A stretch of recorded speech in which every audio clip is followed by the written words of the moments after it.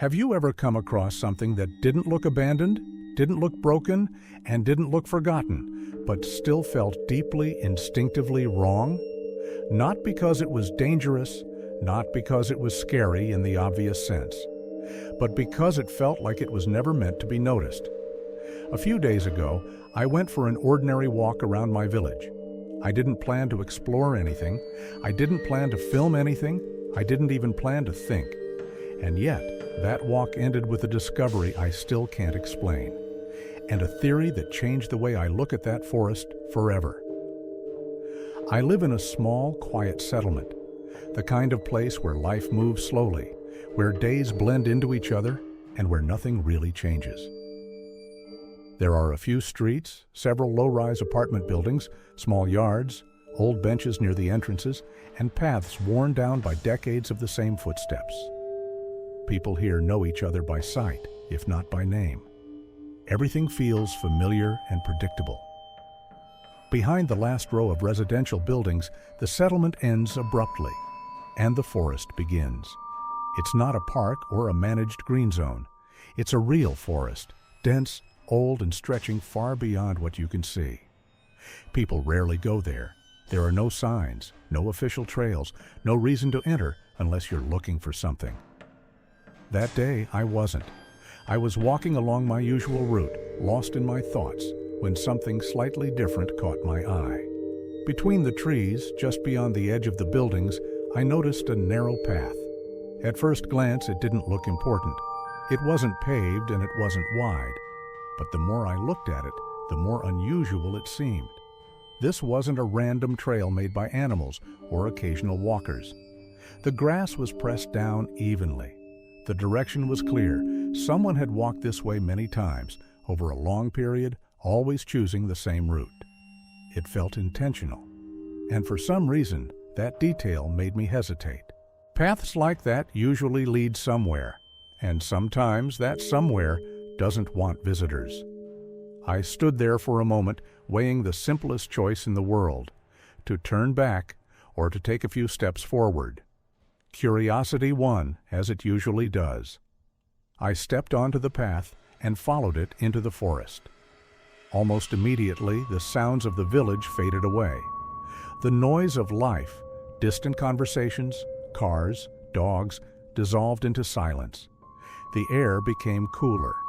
The light changed as the trees closed in overhead. The forest didn't feel hostile, but it didn't feel welcoming either. It felt contained. The further I walked, the more isolated the world around me became.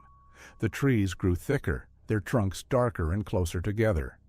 The ground was soft under my feet, covered with old leaves and needles that muted every step. Time felt strange there. I couldn't tell if I had been walking for 5 minutes or 20. And then, without warning, the path ended. Not in a clearing, but at gates. They were tall, black, and solid, standing in complete contrast to the organic chaos of the forest. Heavy metal bars, perfectly aligned, connected to a fence that stretched into the trees on both sides. There was no rust, no damage, no sign of neglect. These gates were maintained. Behind them, far back in the forest, partially hidden by trees and shadows, stood a large house. Not a cabin, not a hunting lodge.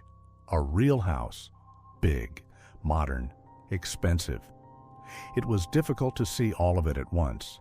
The building was set deep within the property, as if intentionally placed at a distance from the gates. Large windows reflected the surrounding forest, blending the structure into its environment. The architecture was clean and thoughtful. Whoever designed this place cared not only about comfort, but about appearance. And that raised a disturbing question.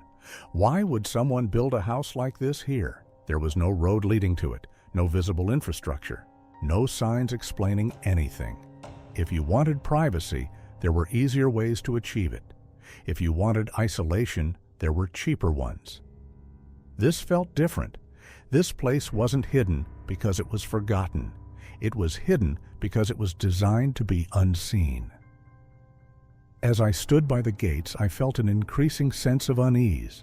Not fear exactly, but awareness, like I had crossed an invisible boundary.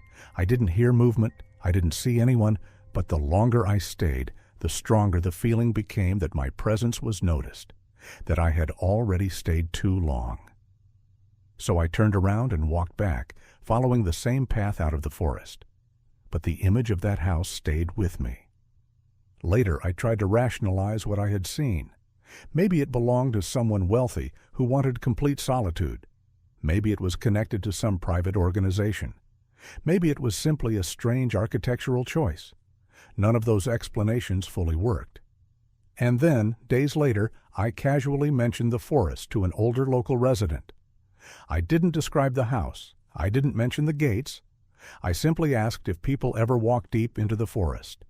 His reaction told me everything. He paused for a moment longer than necessary, then said quietly, "People don't go there." I asked why.